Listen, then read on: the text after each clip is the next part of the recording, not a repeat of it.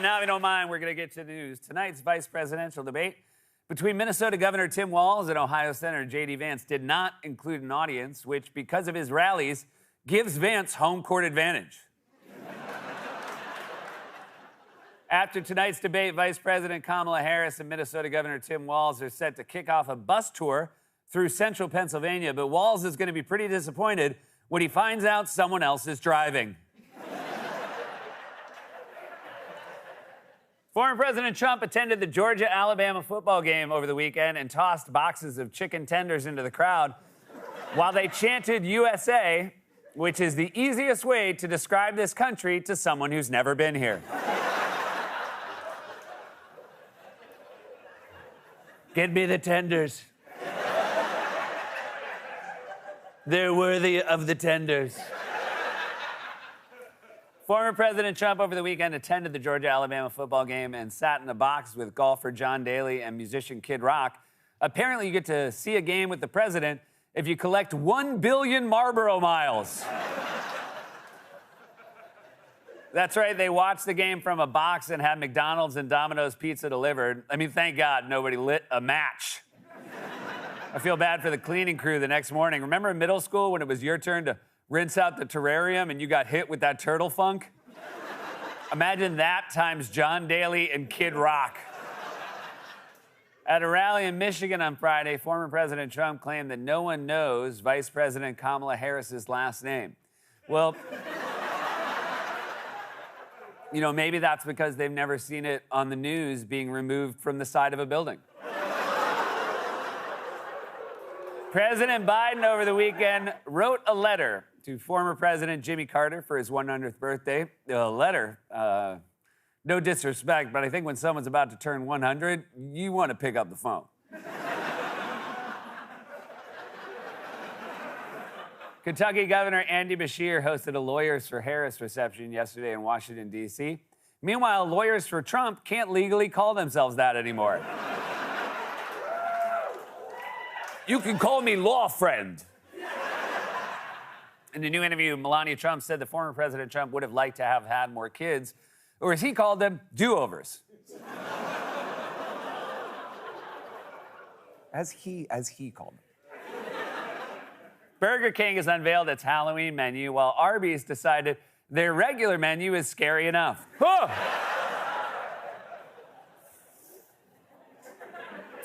Southwest Airlines has announced that it will do away with open seating and allow customers to book reserved seats, while passengers announced they're still going to jam their bodies into the gate 40 minutes before the door opens. And finally, satellite service DirecTV announced this week that it will merge with its competitor Dish Network. Unfortunately, they announced it during a storm, so no one saw it. And that was a monologue, everybody. We are off and running. We've got a great show for you tonight.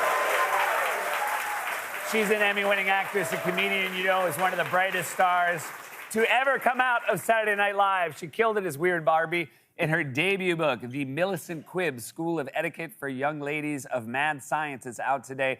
Kate McKinnon is here, everybody.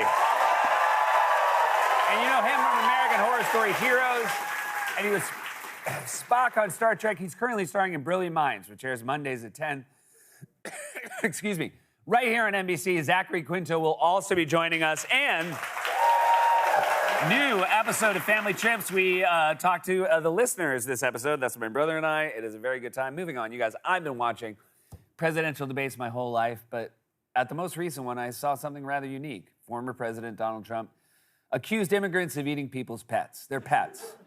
Little dogs and cats. Woof, woof. Meow, meow. Well, hearing stuff like this always gets me to thinking. I'm getting older, and sometimes I don't even recognize the world I'm living in. Things are changing every day, and not always for the better. And it's times like these that I like to take a moment to talk about how things were, well, just a bit more simple. Back in my day.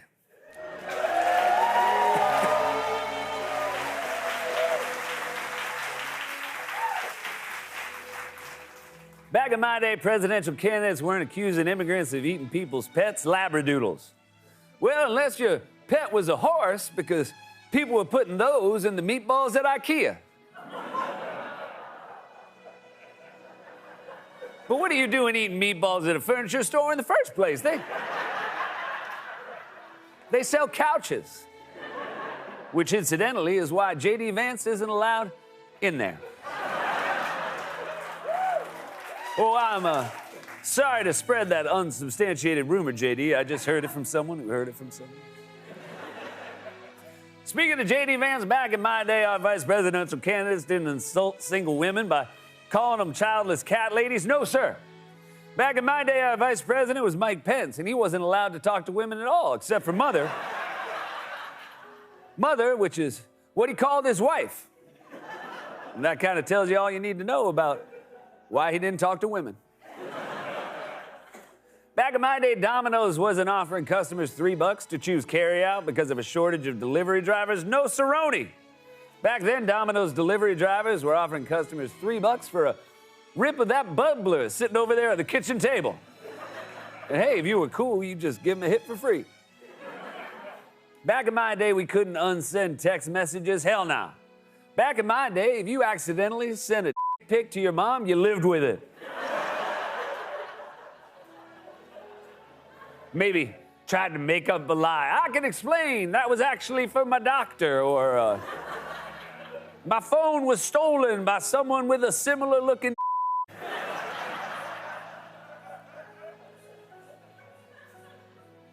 Back in my day, every one of my fantasy team wasn't injured. Pacheco, A.J. Brown, McCaffrey, Puka, Cooper Kupp. I might as well quit now.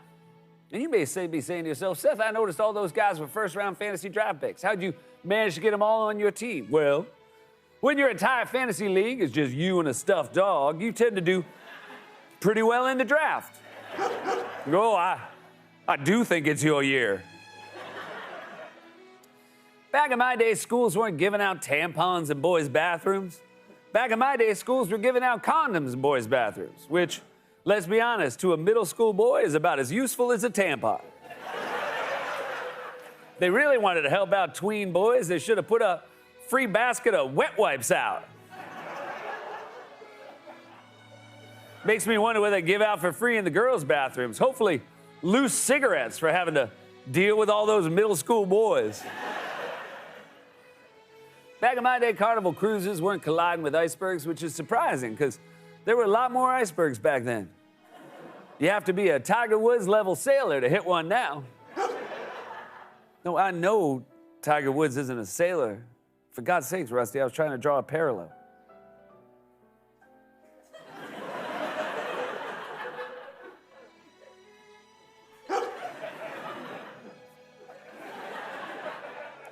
Back in my day, there weren't at-home syphilis tests. Back in my day, we tested for syphilis the old-fashioned way, by waiting a month in your apartment and paralyzed fear. And by the end of 30 days, if your brain didn't shrivel into a peanut, you got back out there and you had more unprotected sex.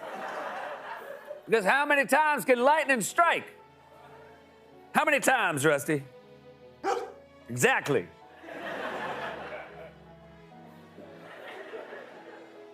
Back in my day, our smartwatches weren't telling us if we have sleep apnea. Nope. We learned the old-fashioned way, by our wife kicking us in bed every 5 minutes because of our horribly loud snoring. And then the next morning, she's mad because she didn't get any sleep. But guess what? Neither did I because of all the kicking. And then she says, well, I'm just scared because you stopped breathing in the middle of the night. And then I say, maybe I will stop breathing. At least that will be a sweet release from all your kicking. Back in my day, Boar's Head meat wasn't being recalled due to a listeria outbreak at the factory. Nope, back in my day, you'd buy some Boar's Head, open the package, inhale the smell of hot death, feel the slimy processed meat between your fingers, and you think, ooh, this will do. This will do nicely. We didn't need a bunch of egghead scientists in lab coats to confirm no listeria outbreak. We could tell by that sweet listeria taste. Back in my day, ChatGPT wasn't passing the bar exam. Back in my day, the only computer-based technology passing the bar exam was the robot from You Burnt. I did fail the first 3 times, though. What's that, Rusty? We're not allowed to cross-pollinate segments? Well, I think you're being a bit of a stick in the mud. Hey, leave him alone. He's just being a good boy. If you want to make fun of somebody, make fun of me. You can make fun of the fact that people still don't know this character, even though I've been doing it for 10 goddamn years. Or maybe I should make fun of the fact that as a straight white male, there are certain jokes that come across my desk that I can't tell. Which brings us to a segment called Jokes Seth Can't Tell.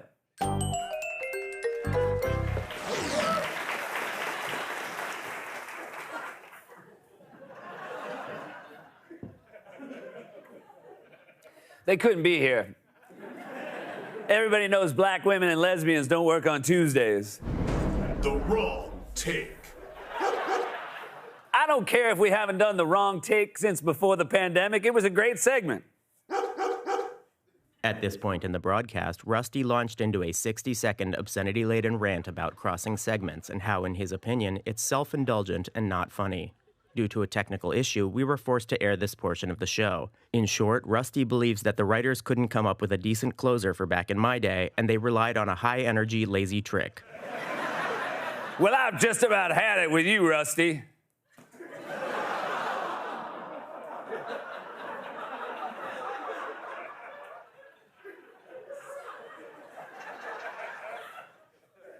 They might, based on the fact that they're upset that I tipped a stuffed dog over, I'm worried they might not like this next part.